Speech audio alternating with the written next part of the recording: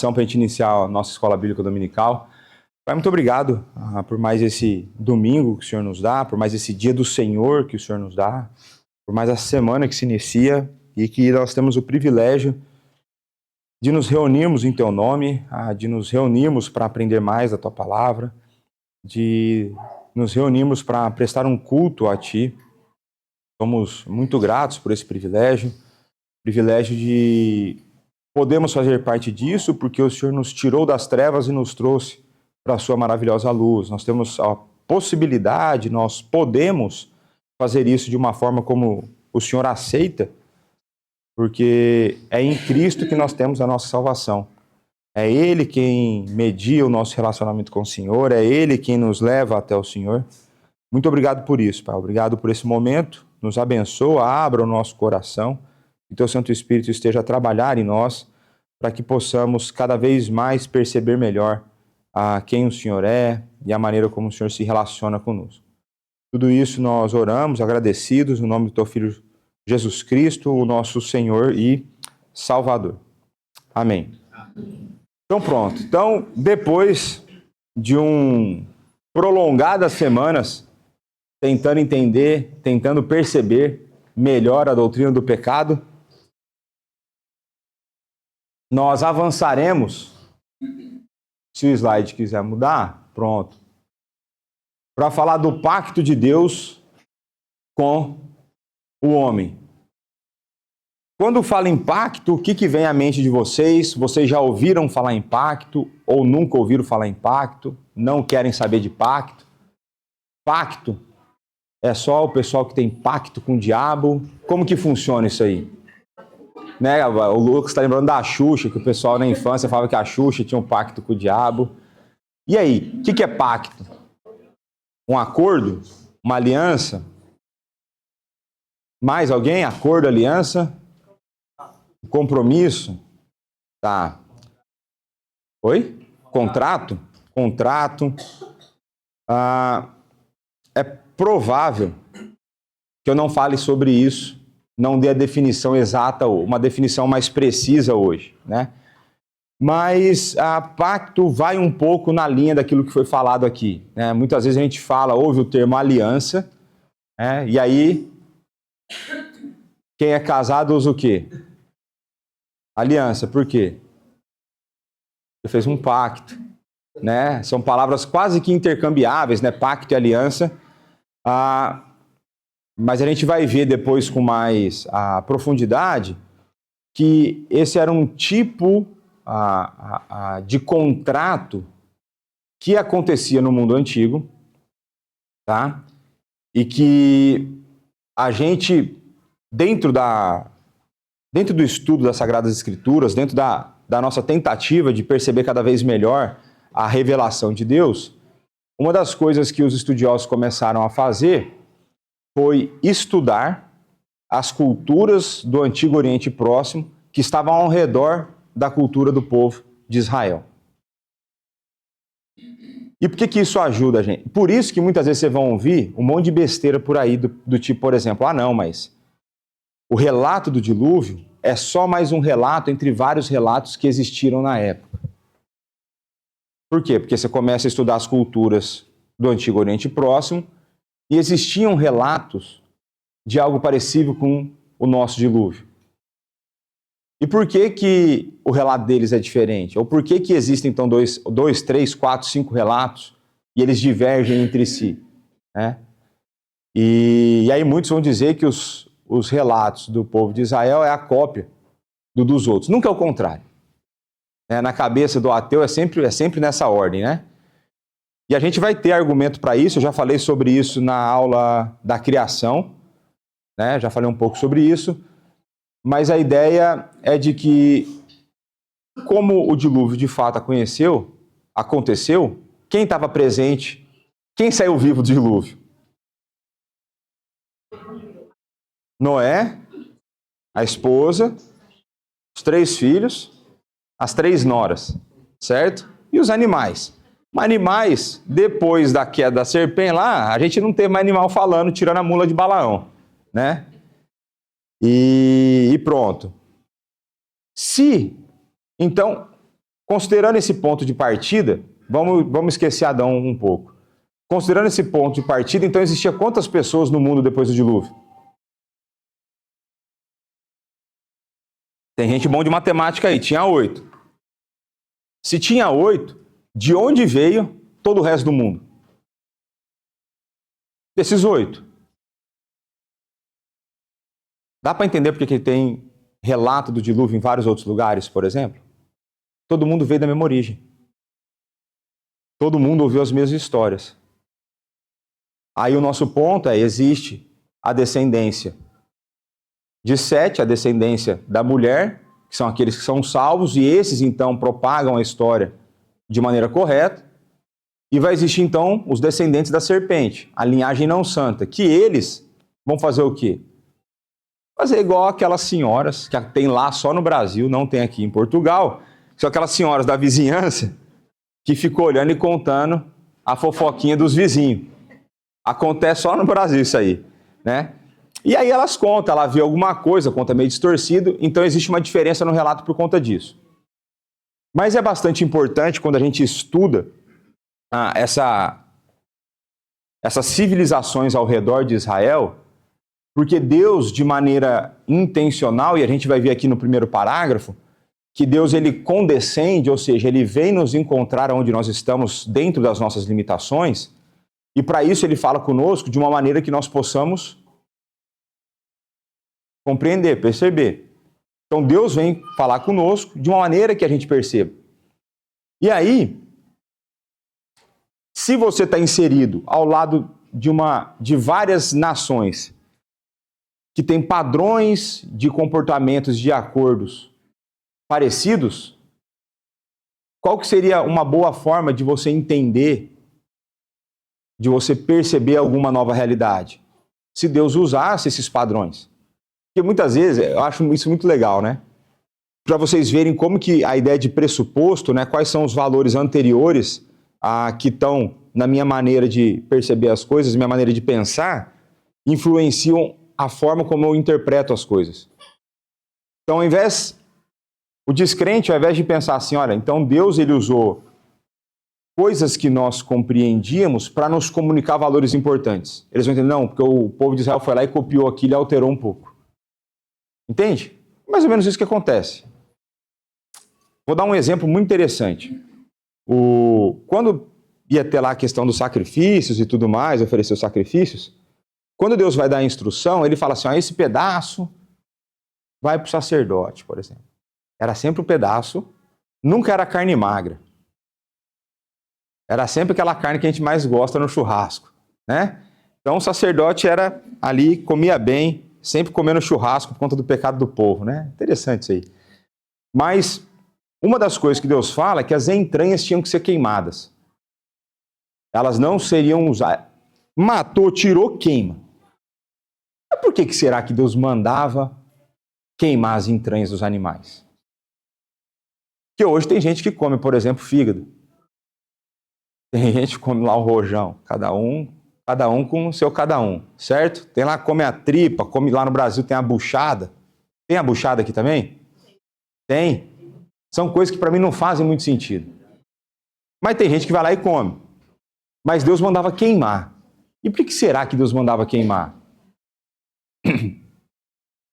Uma das possibilidades, eu acho que essa é uma possibilidade forte, é que quando você olhava as nações ao redor, parte do que eles faziam era a adivinhação usando as entranhas dos animais.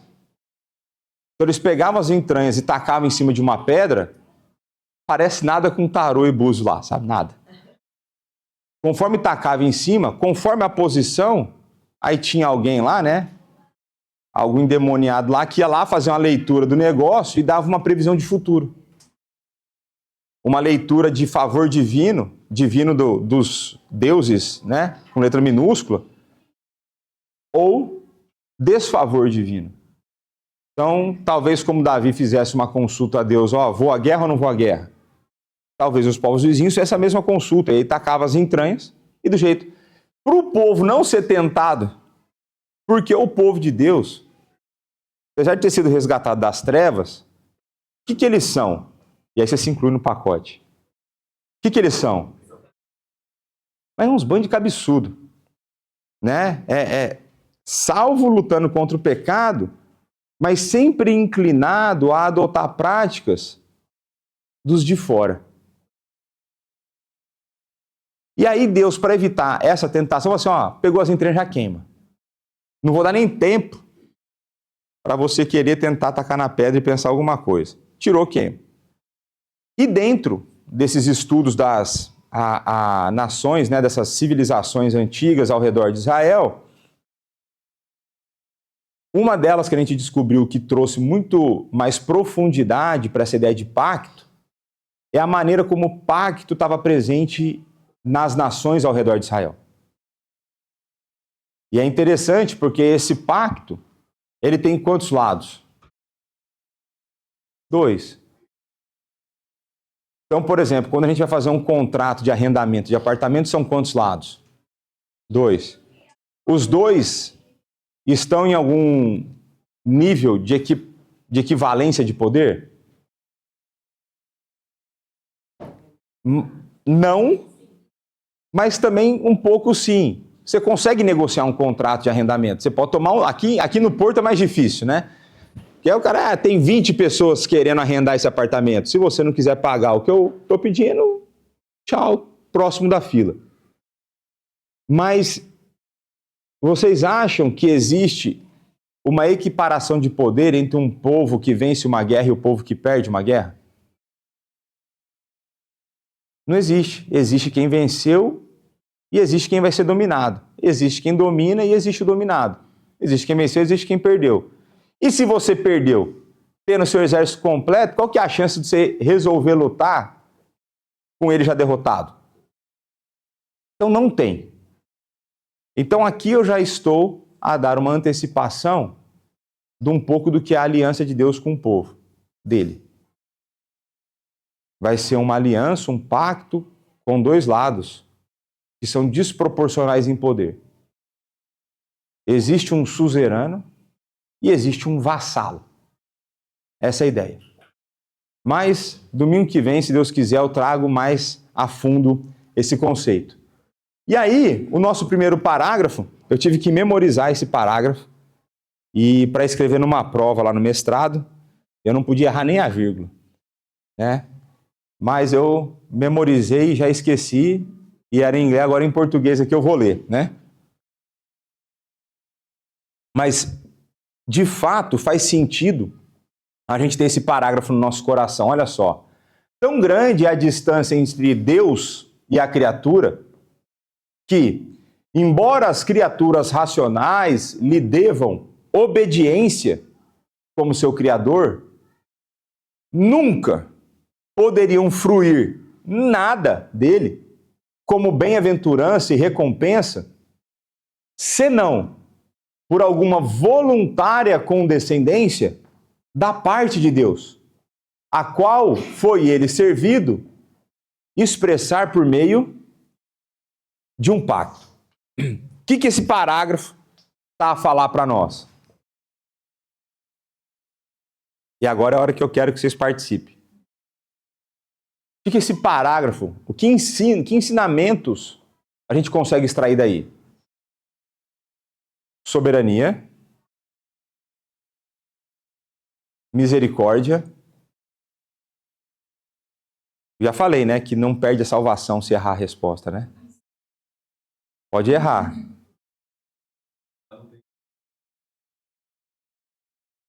Então é Deus quem se revela ao homem.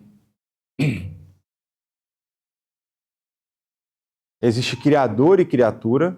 Esse é um conceito que eu tenho tentado repetir ao longo do meu período aqui. Então existe um criador e uma criatura. O que mais? Existe a providência, né? A gente passou pelo capítulo de providência, então existe uma providência da parte de Deus na maneira como ele condescende até nós.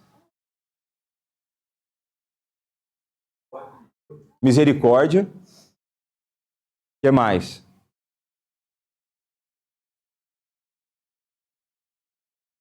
Como? Obediência. Então é pressuposto, é requerido que a criatura seja obediente ao Criador. O que mais? Servir, que mais?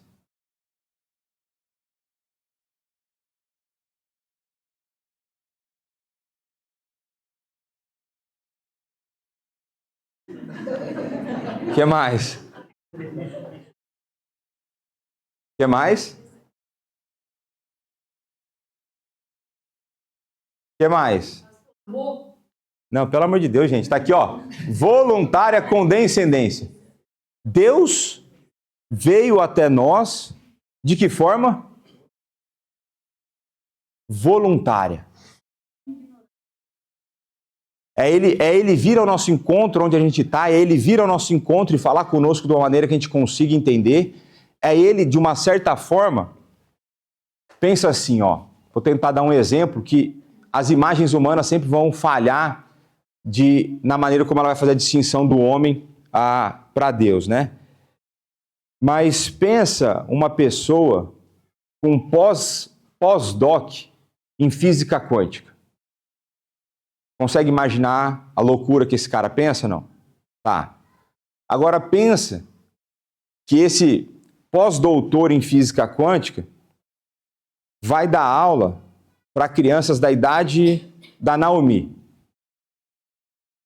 2 para 3 meses. E ele resolve falar com a Naomi na linguagem que ele lê e que ele escreve no pós-doutorado dele. A Naomi vai entender alguma coisa? Não. Agora, se essa mesma pessoa chega para Naomi, ou vamos pensar agora na Raquel, e ele vai falar com a Raquel, mas ele simplifica alguns conceitos e fala numa linguagem que a Raquel entende. A Raquel vai conseguir perceber alguma coisa? Que é, por exemplo, o que a Luádia e o Isaac normalmente fazem ali, na hora da EBD. Eles pegam conceitos bíblicos que são acerca do Deus infinito e transmitem para seres finitos e ainda em seu começo de desenvolvimento como ser humano. E eles tentam comunicar isso de uma maneira que elas compreendam. Ok? De uma certa forma, o Isaac e a Luádia, eles condescendem, eles vêm ao nível das crianças, num certo sentido, para falar com elas, de uma maneira que elas possam entender. Então, João Calvino, ao falar da condescendência de Deus, e uma das maneiras como Deus vem ao nosso encontro, ele condescende até nós, é através da revelação especial às Sagradas Escrituras, a Bíblia. E aí João Calvino, ele tem essa frase que é bonita, que ele fala que a revelação especial é como um pai balbuciando palavras para o seu, vou replicar o Lucas aqui, bebés, para que a criança possa perceber alguma coisa. Voluntariamente, conosco. Por que isso é importante? Várias razões isso é importante. A primeira é, se é voluntário, Deus era obrigado a fazer? Então tem uma coisa importante nisso. Deus não era obrigado a vir ao nosso encontro. Nós não fazemos Deus mais completo. Deus não precisa de nós. Você não é o centro. Essa condescendência ser voluntária, então mostra, por exemplo, que Deus não precisava nos criar. Deus não era menos feliz antes da criação. Não é você que vai deixar Deus mais feliz. Eu tenho certeza que você vai fazer o contrário. Certo? Se você é um pouco parecido comigo, você vai fazer o contrário. Então, essa ideia de voluntariedade, aí dentro da teologia, eu vou usar um termo aqui para que se algum dia vocês ouvirem alguém falar isso, Deus é a aceidade de Deus. Deus não precisa de ninguém para existir. Deus não precisa de nada. Ele sempre foi. Ele é e ele sempre será. Então Deus voluntariamente vem ao nosso encontro. Agora, não parece, aí eu vou usar algumas expressões idiomáticas brasileiras, não parece que a banana está comendo macaco nessa história? Não parece que o rabo está abanando o cachorro? Não está tudo ao contrário? É Deus quem está vindo ao nosso encontro? Sendo que seríamos nós que deveríamos ir até Ele?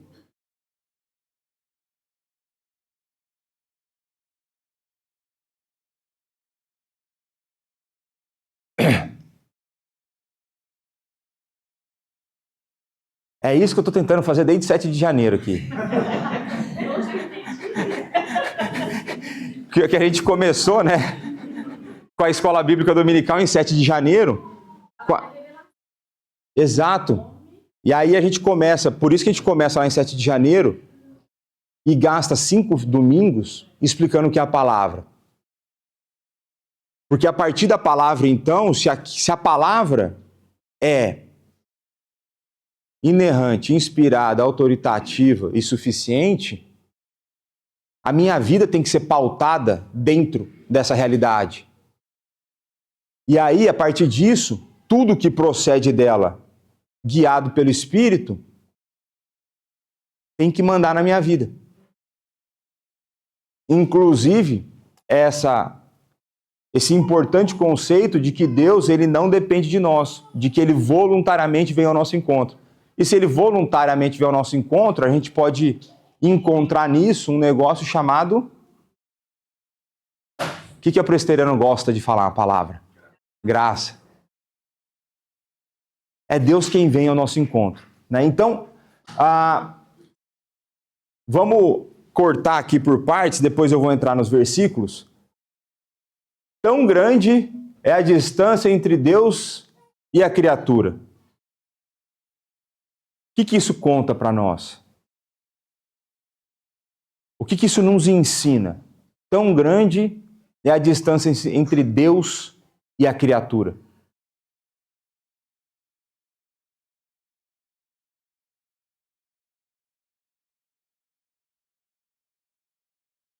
Então isso é importante, porque a gente não pode, associado a isso, a gente vai juntar um outro conceito que não pode ser mal compreendido, o fato de nós termos sido criados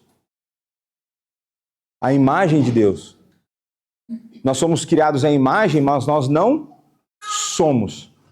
Porque nessa frase, o homem é criado à imagem. O que essa frase pressupõe? Um criador e uma criatura. Se já tem um criador e uma criatura, já não tem igualdade. Então, existe uma distância intransponível entre o criador e a criatura. E essa é uma distância qualitativa. Deus é qualitativamente outro ser. É qualitativamente diferente de nós. Mas de maneira análoga, de maneira similar, ele nos dá coisas que ele é. Então, por exemplo, você ama. Pelo menos os casados vão ter que falar que sim, né? Os solteiros também, porque devia amar Deus e o próximo, certo? Vocês amam? Vocês amam igual Deus ama? Não. Essa é boa. Vocês são santos? Temos alguém precisando de conversão ali no fundo. Nós, aqueles que depositam a fé em Jesus Cristo como Senhor e Salvador, nós somos santos. Nós não somos perfeitos, mas nós somos santos, lutando contra o pecado em processo de santificação, sendo conformados à imagem do perfeito santo, que é Jesus Cristo. Agora, você é santo igual Deus é? Então existe uma distância abissal, uma distância gigantesca entre nós e Deus. E essa distância é tão grande, se ele voluntariamente não condescendesse até nós, a gente jamais poderia compreender qualquer coisa sobre ele. Então a gente vai ver que essa condescendência, o Deus vir ao nosso encontro, fala inclusive daquilo que nós podemos compreender sobre Deus e da maneira como nós devemos viver para Ele. Mas vamos continuar aqui. Então a distância é tão grande que ou seja, ele está apresentando um contraste. Embora você seja obrigado a obedecer, a gente nunca conseguiria fruir, aproveitar nada, usufruir nada de Deus, como a bem-aventurança e recompensa, senão por alguma voluntária condescendência da parte de Deus, a qual ele foi servido expressar por meio de um pacto. Então Deus vem ao nosso encontro, ele se revela a nós através de um pacto. Então, vamos avançar aqui. Se o slide deixar, né? Isaías 40, de 13 a 17. Quem guiou o Espírito do Senhor? Ou como seu conselheiro o ensinou? Quem tomou ele conselho para que lhe desse compreensão? Quem o instruiu na vereda do juízo e lhe ensinou sabedoria e lhe mostrou o caminho do entendimento? Eis que as nações são consideradas por ele como um pingo que cai num balde e como um grão de pó na balança. As ilhas são como fino pó que se levanta. Nem todo o Líbano basta para queimar, nem os seus animais para um holocausto. Todas as nações são perante ele como coisa que não é nada. Ele as considera menos do que nada, como um vácuo. Quem é alguma coisa diante de Deus? Ninguém. E aqui que a gente consegue ver a tal grande distância entre o Criador e a criatura. Aquilo que os cientistas não conseguiram compreender até hoje, aquilo que os cientistas lutam para perceber até hoje, para Deus é como nada. Por exemplo, a gente não consegue, né? Uma das perguntas que eu tenho na minha cabeça, não respondidas e que nunca será respondida, talvez na eternidade, é quantos litros d'água tem no oceano? É um negócio que eu fico curioso. Quantos litros d'água será que existe no oceano? Alguém tem algum chute? Eu não sei, mas para Deus, ele mede na palma das mãos. Eu gosto de pensar, né, quando estou de frente ao oceano assim, o quão impotente nós somos. Quando você é criança, qual que é quando o seu pai está lá com o seu miúdo na praia, mas infelizmente tem que ser no Algarve, não dá para ir na praia aqui, né? Qual que é um dos medos que os pais têm com a criança e o mar? É afogar, mas de que maneira? É a onda levar o menino pisar num lugar onde você não sabe, porque você não sabe se vai continuar dando pé e o quanto vai dar pé. Não é todo lugar que é igual João Pessoa. Você anda 100 metros para dentro do mar e tá água na canela. Alguns lugares lá em São Paulo, você andou 10 metros, tem um fundão lá. Então, como nós somos impotentes? Aí para Deus isso é como nada, né? Salmo 113, 5 e 6. Quem há semelhante ao Senhor nosso Deus, cujo trono está nas alturas, que se inclina para ver o que se passa no céu e sobre a terra? Uma outra coisa interessante aqui, vou fazer uma conexão, voltar aqui no texto de Isaías, com a pregação. Eu estou dando muito spoiler da pregação na EBD, estou começando a ficar preocupado comigo. No começo aqui, Isaías começa a falar qual é a possibilidade, ele começa a mostrar isso pelo ridículo, qual é a possibilidade de alguém dar algum conselho bom para ensinar a Deus? Quem foi aquela pessoa que Deus foi consultar para que ele entendesse alguma coisa? Está mostrando pelo absurdo que não existe essa pessoa, certo? Agora, curiosidade, tá? Curiosidade. Você, em meio ao sofrimento, você não dá várias alternativas para Deus resolver seu problema? E uma das resoluções que você quer dar para Deus é: eu não mereço sofrer? Não, é só para pensar. Então vamos lá. Salmo 100, versos 2 e 3. Servi ao Senhor com alegria, apresentai-vos diante dele com cântico. Aqui, ó, grupo de cântico, ó. Sabei que o Senhor é Deus. Foi ele quem e somos o seu povo e rebanho do seu... É propriedade. Né? E eu gosto desses termos porque a Bíblia deixa bastante claro para nós. Quando você estiver com alguma dúvida, volta para a Bíblia. Quando você estiver pensando em rebeldia, você volta para a Bíblia. Deus é nosso dono. Sendo a pessoa salva ou não, ela pode escolher se rebelar ou não. Mas Deus é nosso dono. Nós, como propriedade, não deveríamos ter, num certo sentido, vontade própria. A nossa vontade deveria ser, como o texto diz, pensar os pensamentos de Deus.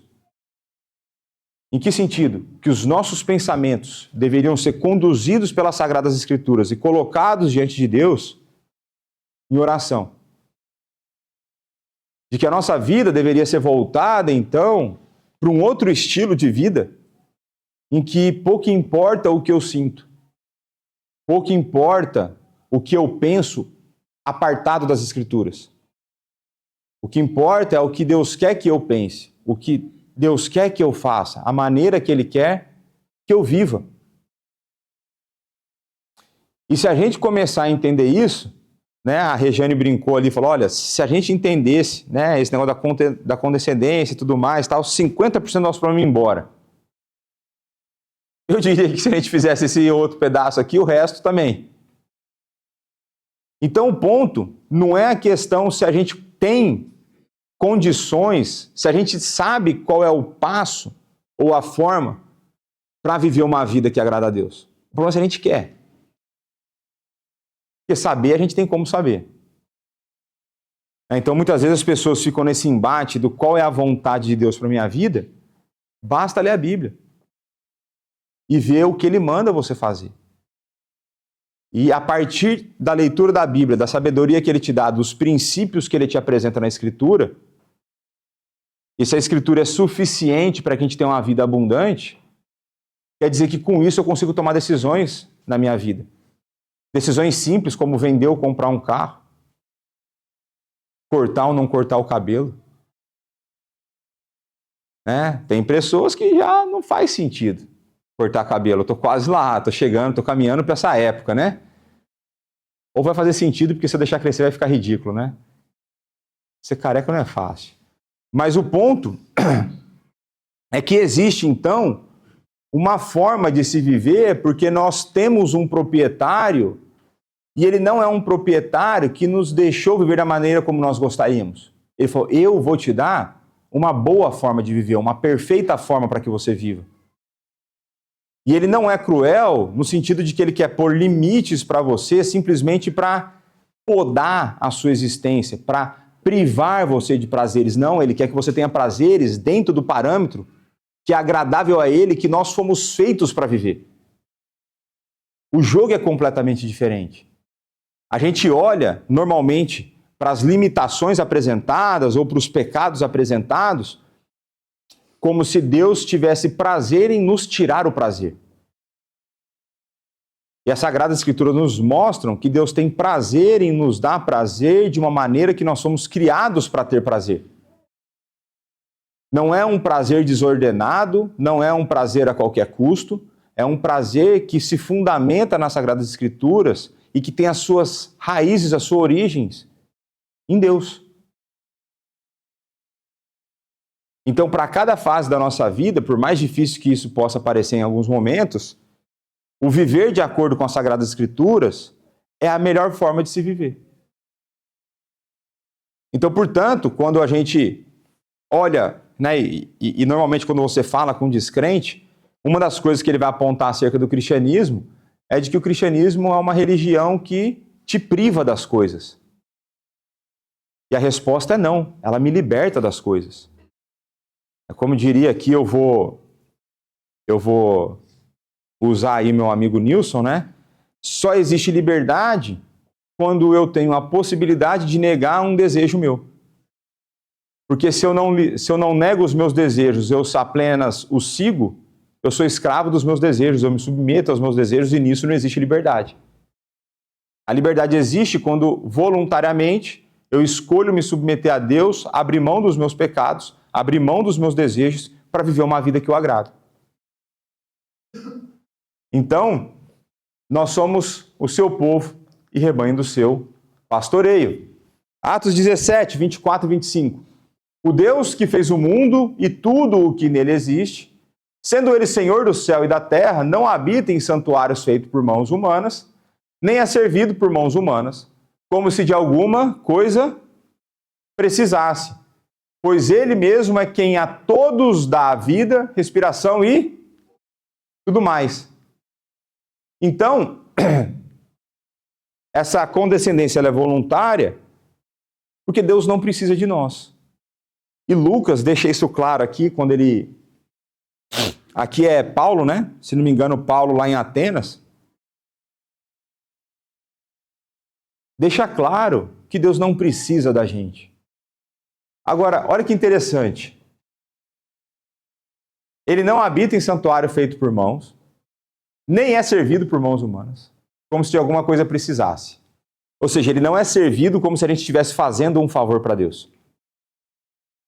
Ele vai ser, num certo sentido, servido na nossa forma de gratidão que a gente dá a ele. Mas ele não precisa disso. Mas ele merece isso, é diferente. Pois ele mesmo é a quem todos dá vida, respiração e tudo mais. Então eu lembro de um... Eu tenho citado muito, começando a ficar preocupado, eu tenho citado muito John Piper, né? E faz muito tempo que eu não leio John Piper, né? Mas eu lembro de algo que eu li do John Piper, e aí eu creio que muitos de vocês vão se identificar nessa ideia aqui. Eu vim de uma origem, né, não posso nem chamar de tradição, né, mas eu vim de uma origem religiosa bastante distinta à do presbiterianismo, né? Então lá eu acreditava de que era eu quem tinha crido sem nenhuma ação divina. Eu tinha escolhido fazer aquilo de maneira, né, a tal da salvação pelas obras, certo? E aí, quando você tem normalmente esse tipo de pensamento, como diria o Lucas, esse tipo de mindset, quando você começa a servir na igreja, o que você acha que você está a fazer? Como se você estivesse fazendo um favor, como se você estivesse a retribuir, como se você estivesse a pagar a Deus. Alguém já teve esse tipo de sensação ou não? Então eu tive uma ideia, que é, eu vou viver uma vida perfeita, porque veja, não merecia ser salvo, mas agora eu mereço, né? Porque eu escolhi a Deus, e agora eu escolhi viver uma vida de santidade, e isso vai me colocar, então, numa posição constante de querer pagar a Deus por aquilo que Ele me deu. Por quê? Porque o ser humano, pelo orgulho inerente ao nosso coração, a gente tem dificuldade de aceitar alguma coisa de maneira gratuita. A gente tem essa dificuldade. Então, por exemplo, vamos pegar uma relação aqui dentro da igreja. Uma pessoa vai, te convida, vamos lá para casa, vai ter um jantar. Então faz de conta que o Rui e a Anabela vai convidar um de vocês, só uma sugestão, para fazer lá o maravilhoso bacalhau com natas que ela faz, ou um bendito entrecosto, por exemplo. Você foi, jantou na casa deles, no final do jantar, o que você vai fazer? O próximo vai ser na minha casa. Não é natural? Por quê? Porque você quer retribuir aquilo. Você tem dificuldade de aceitar, e na nossa cabeça está assim, senão eu fico como um folgado, né? Mas não é assim no reino. Tanto é que em alguns momentos Jesus vai falar assim, o que você tem que chamar o povo é chamar gente que não tem a condição de te retribuir. Tem uma passagem que fala exatamente isso. Você vai convidar para almoçar na tua casa quem não tem condição de te convidar para na casa dele, para almoçar na casa dele. Por quê? Porque a gente tem essa dificuldade. A gente não quer se sentir em dívida com os outros. A gente não gosta de ficar em... Normalmente, condições normais, tem gente que gosta. Aí é outro problema. Mas normalmente a gente não gosta de estar em dívida com os outros. Ou gosta? Se você gostar, conversa comigo no final, depois do culto hoje. Vamos marcar uma sessão aí para nós conversar um pouco melhor. A gente não gosta de estar em dívida. E aí, O John Piper vai mostrar o absurdo do pensamento de que ao servir a Deus, eu penso que eu estou a pagar a Deus. Eu penso que eu estou a retribuir a Deus. E como que ele mostra esse absurdo? Ele não lembra dele usar esse texto, mas esse texto dá o fundamento para o argumento. Pois é ele mesmo quem dá a todos vida, respiração e tudo mais. Então, John Piper vai fazer o seguinte argumento: só é possível servir a Deus se a graça divina agir na minha vida. Então, se eu estou em débito com Deus por conta da graça da salvação, para servi-lo, eu preciso do quê? De graça. Então, quanto mais eu sirvo, mais eu estou em dívida. Não o contrário, porque eu usei mais a graça. Mas essa conta não é para você terminar zerada, é para você terminar lá no fundo mesmo. É para você ter o privilégio de usufruir daquilo que Deus tem para te dar, de uma maneira que você vai abençoar outras pessoas, mas não como retribuição a Deus. Então, quanto mais você serve, mais da graça você usou, mais da graça você usufruiu, mais empréstimo de graça você pegou. Então, no fim das contas, não tem como você pagar aquele que é o dono de tudo. Aquele que te dá o ar que você respira, aquele que te dá o batimento cardíaco seu, aquele que poupa a tua saúde. Então, no fim das contas, a gente está sempre diante de Deus em dívida. E quanto mais eu sirvo, mais endividado eu estou. Parece Estado, né? Parece o governo, né? Sempre em dívida. Né? Isso é no mundo inteiro, tá? Eu não conheço nenhuma nação que dê lucro. Né? Por isso que eles sempre aumentam impostos. Mas é conversa que não tem nada a ver aqui, é outra história isso aí. Né? Mas, então Deus não precisa de nós, e como diria no interior, além dele não precisar de nós, nós que precisamos dele. E quanto mais a gente precisa dele, mais em dívida a gente está. E essa é a dívida boa. Essa é a dívida que a gente tem que contrair. Essa é a dívida que a gente tem que ir lá e falar assim, eu quero mais dessa dívida. Qual? A dívida da graça. Eu quero mais graça na minha vida, porque eu quero que Deus me use como um canal de graça na vida de outras pessoas. Então vamos avançar aqui. Lucas 17:10. Assim também vós, depois de haverdes feito quanto vos foi ordenado, dizeis, somos... Porque fizemos apenas... O que vocês entendem disso aqui?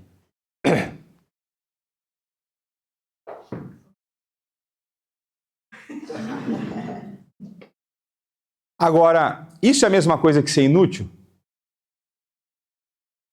Não fazer mais do que obrigar você. Você fez o que você tinha que fazer.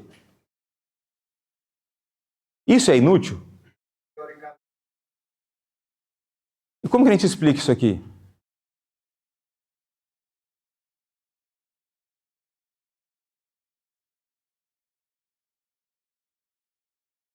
Tá. Falou de Deus não precisava de nós para fazer essa obra. Tem que fazer, temos inútil. Tá. Ou não é isso. Mas vocês estão pensando, já começando a pensar em termos bíblicos. Eu gosto disso. A ideia aqui é que a nossa tradução em português não ajuda. A ideia dessa palavra inúteis, não sei porque traduziram por inúteis, mas é a ideia de que você não é digno de louvor. Não tem a ver com inutilidade. Tem a ver que você fez o que você tinha que ter feito. Né? Eu lembro quando eu era menino, meu pai sempre foi pouco exigente lá em casa, então eu entregava lá a prova, né? Pai, tirei 9,5, né? Quanto que... 9,5? Mas valia quanto? 10. Então está ruim. E o fulano, quanto tirou a 9,75? Está mal mesmo. Aí, pô, tinha o dia que eu tirava 9,5 e o fulano tirava 9. Aí eu falei assim, é hoje, meu. Hoje... E aí, 9,5, quanto valia? 10. Tá mal.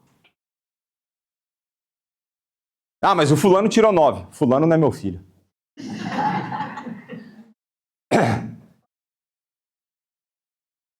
Então, 20. Aí, Aí tinha um dia que não tinha jeito, né? Tirei 10. Por que não 11? Eu não tinha como ganhar do meu pai.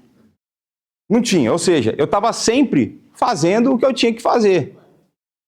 Pai, fechei todas as matérias no terceiro bimestre. Mas você só estuda, não trabalha?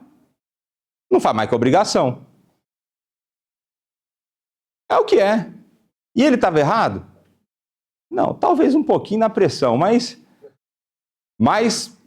eu vejo que me levou a ser de uma forma que eu não seria se ele não tivesse me apertado tanto, né? Mas o ponto é que nós não somos inúteis quando nós fazemos o que foi ordenado. Nós não somos dignos de louvor. Nós não somos dignos de louvor. Mas inútil não é a melhor tradução para essa palavra. E aí você pode, né, ficar com a ideia bastante errada. Se eu vou ser inútil de um jeito, eu vou ser inútil de qualquer jeito. Né? Não é essa a intenção aqui. Né? Então a gente viu que existe uma distinção qualitativa entre Deus e o homem, né? E aí você vê, né, que Deus é aquele, a gente viu lá no capítulo 2, né? Que é infinito em ser perfeição, espírito puríssimo, invisível, sem corpo ou partes, paixões, imutável, imenso, eterno, incompreensível. E ele voluntariamente vem ao nosso encontro, né? Então esse foi um pensamento aí de um professor meu lá do mestrado. Então vamos para o segundo parágrafo, ó. O primeiro pacto feito com o homem era um pacto de obras. Nesse pacto foi a vida prometida a Adão, e nele e a sua posteridade, sob a condição de...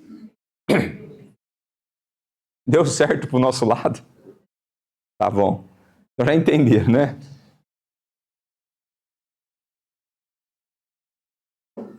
Então, Gálatas 3,12. Ora, a lei não procede de fé, mas aquele que observar seus preceitos, por ele... Então, existe possibilidade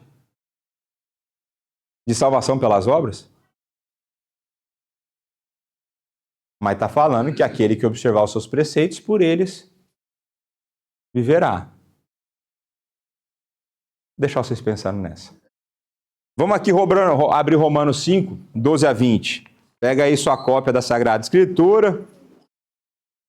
Que era muito verso, eu não queria fazer muito slide. Vamos lá. E depois disso aqui vai vir vários slides do meu amigo Guerhardos. Sempre Guerhardos, né? Então, Romanos 5, de 12 a 20. Portanto, assim como por um só homem entrou o pecado no mundo, e pelo pecado a morte, assim também a morte passou a todos os homens, porque todos pecaram. Porque até o regime da lei havia pecado no mundo, mas o pecado não é levado em conta quando não há lei. Entretanto, reinou a morte desde Adão até Moisés, mesmo sobre aqueles que não pecaram, à semelhança da transgressão de Adão, o qual prefigurava aquele que havia de vir. Todavia não é assim o dom gratuito, como a ofensa. Porque se pela ofensa de um só morreram muitos, muito mais a graça de Deus e o dom pela graça de um homem só, Jesus Cristo, foram abundantes sobre muitos. O dom, entretanto, não é como no caso em que somente um pecou, porque o julgamento derivou de uma só ofensa para condenação. Mas a graça transcorre de muitas ofensas para a justificação. Se pela ofensa de um e por meio de um só reinou a morte, muito mais os que recebem a abundância da graça e o dom da justiça reinarão em vida por meio de um só, a saber, Jesus Cristo. Pois assim como por uma só ofensa veio o juízo sobre todos os homens para a condenação, assim também, por um ato só de justiça, veio a graça sobre todos os homens para a justificação que dá vida. Porque como pela obediência de um só homem muitos se tornaram pecadores, assim também, por meio da obediência de um só, muitos se tornarão justos. Sobreveio a lei para que avultasse a ofensa, mas onde abundou o pecado, superabundou a graça. Então aqui a gente consegue ver que existia um pacto que prometia vida, mas que esse pacto foi quebrado. A gente viu no capítulo passado sobre o pecado, que ele entra no mundo então e ele afeta... Quem que é afetado pelo pecado? Todos e tudo. Toda a humanidade e toda a criação. Então a gente falou lá sobre tsunamis, terremotos, essas coisas todas, né? Então, esse texto ele nos mostra que existia então algo prometido para Adão que ele perde quando ele peca. Existia uma promessa. E a gente vai entender um pouco sobre isso. Gênesis 2,17, né? Qual que era o pacto de obras? Mas da árvore do conhecimento do bem e do mal, não. Por quê? Pronto. Esse é o pacto das obras. Você tem a condição, a Anabela aqui está brava, você tem a condição, você tem a punição, e você tem, então você tem a condição a ser respeitada, a punição do desrespeito. Aí, nesse verso aqui, aparece a palavra pacto? Não. Pelo fato de não aparecer a palavra pacto, existe uma discussão no meio teológico se de fato existia um pacto com Adão. E depois existe uma discussão se esse pacto era de fato de obras. É para um outro momento isso. Era a única coisa que eu não queria que o professor falasse, ele veio aqui e falou.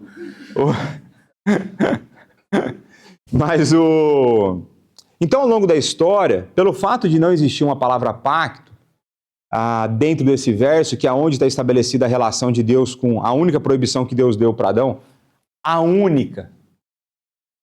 Né? A única proibição que Deus deu para Adão. Explicitamente foi essa daí. E então vai ter vários teólogos, por exemplo, como um cara chamado João Calvino, que ele achava que a gente deveria ser cuidadoso ao usar o termo pacto para definir o que aconteceu com Adão. Vai existir um outro cara chamado John Murray, também era professor lá no século passado, onde eu estudei, de que ele acreditava que não existia um pacto entre Deus e Adão.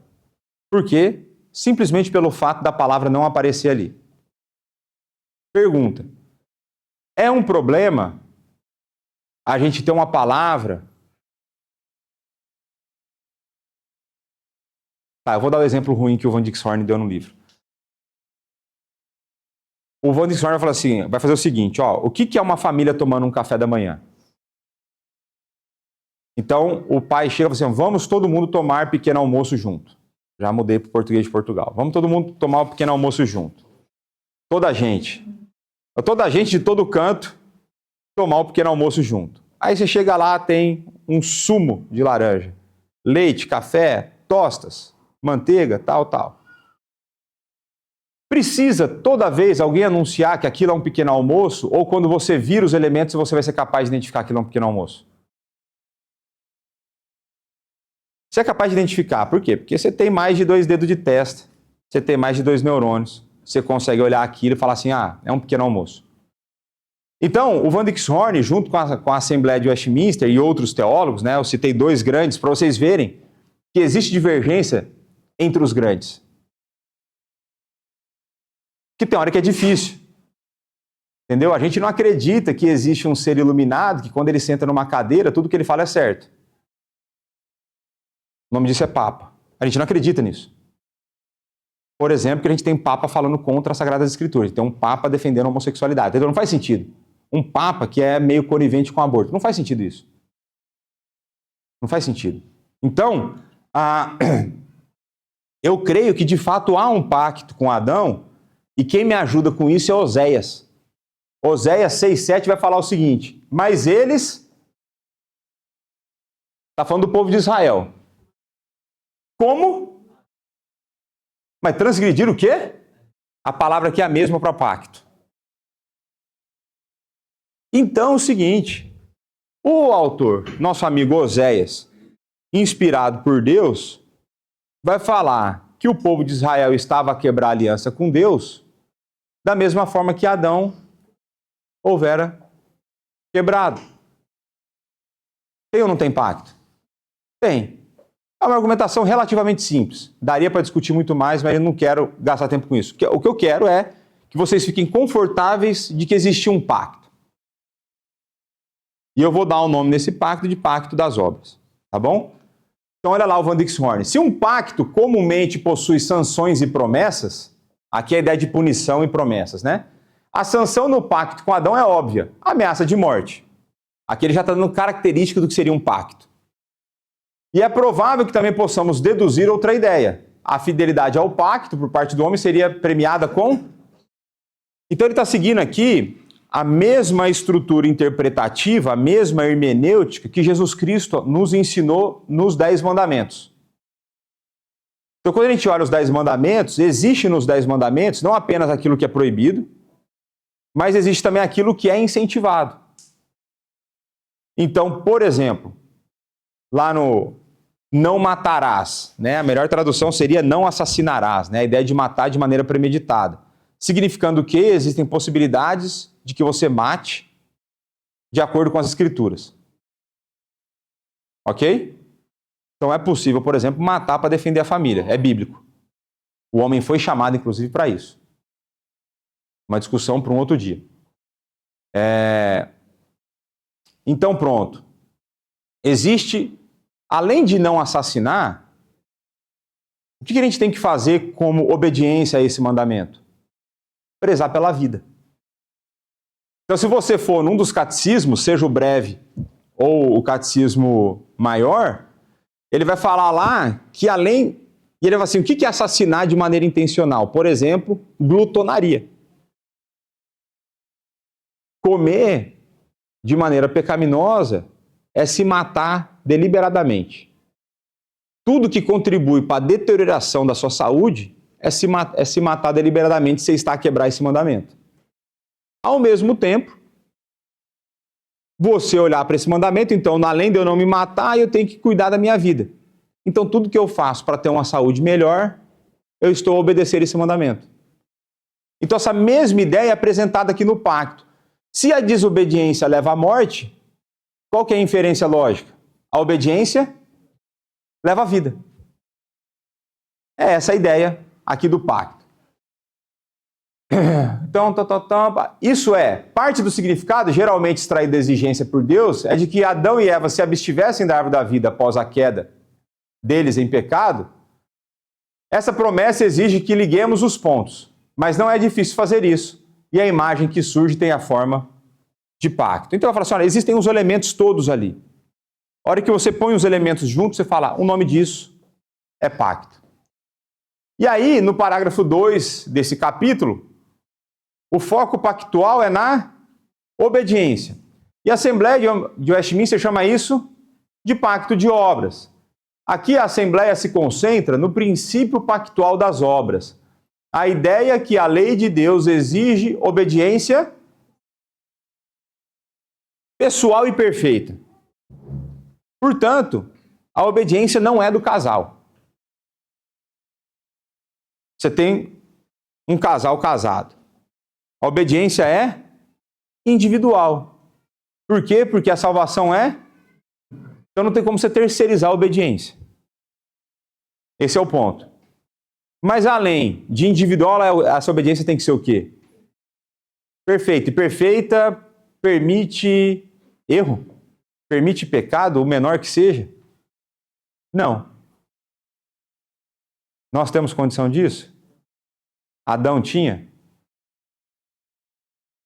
Tinha. Adão tinha, né?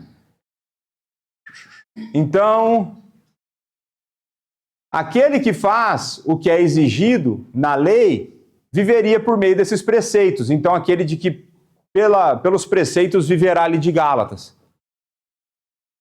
Fazer era o verbo importante.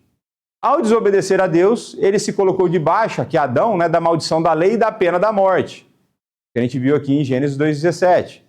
Essa foi uma tragédia imensa, pois a vida não apenas estava ao alcance dos olhos, ela estava ao alcance das mãos. Ter cumprido o pacto realmente teria levado a uma vida mais abundante. Então, nós pararemos cá. Semana que vem, a gente retorna nesse trecho e nós vamos retornar com o meu amigo Gerardo Voss, falando o que ele vai chamar de revelação pré-redentora, que é o pacto das obras. É a maneira como Deus se revela antes da necessidade de redenção. Porque Adão não tinha necessidade de salvação antes da queda. Certo? Se não tinha pecado, não tinha necessidade de salvação. Então, semana que vem, nós retornaremos. E detalhe, do que eu planejei, ficaram só 2 slides fora. Então, tá melhorando, tá melhorando. Então, vamos orar. Pai, muito obrigado por esse momento que o Senhor nos deu. Muito obrigado, pois o Senhor estabeleceu um pacto não apenas com Adão. O Senhor estabeleceu um pacto com todo o povo. Muito obrigado, pois o Senhor não apenas estabeleceu o pacto das obras. O Senhor nos deu o pacto da graça. Muito obrigado por Jesus Cristo, nosso Senhor e Salvador. Muito obrigado pelo envio do Teu Filho. Muito obrigado pelo envio do Teu Santo Espírito. Muito obrigado pelo Seu amor que nos escolheu. Muito obrigado, pois quanto mais percebemos, mais nos humilhamos diante do Senhor, mais nós percebemos que somos dependentes de Ti. Ajuda-nos na nossa fraqueza. Dá-nos um momento especial de comunhão durante o pequeno almoço. Somos gratos pelo alimento que o Senhor graciosamente tem nos dado. E também, Pai, nós clamamos a Ti, aceita o culto que prestaremos a Ti em instantes, em que em todo o tempo o Seu nome seja glorificado em nosso meio. Tudo isso nós oramos gratos no nome do Teu Filho Jesus Cristo, nosso Senhor e Salvador. Amém.